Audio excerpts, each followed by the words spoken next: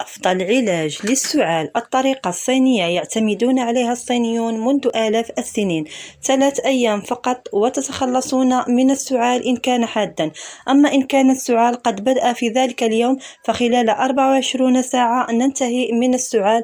نأخذ بصلة متوسطة الحجم يقطع رأسها هكذا ونقوم بحفرها من الداخل وعمل ثقب من الأسفل، ثم تركز فوق كأس لكي لا تسقط. ونفس الوقت نأخذ ذلك المحلول الذي يعالج الحلق والصدر وينظف الجسم كل الحلق ينظف بشكل جيد.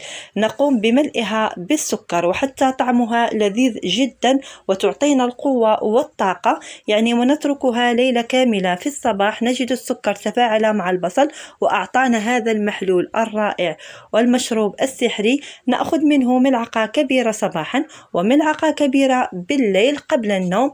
نكرر العملية 3 مرات، 3 أيام نكرر هذه العملية. كل يوم نأخذ بصلة جديدة ونقوم بنفس العملية، ونلتقي إن شاء الله في فيديو.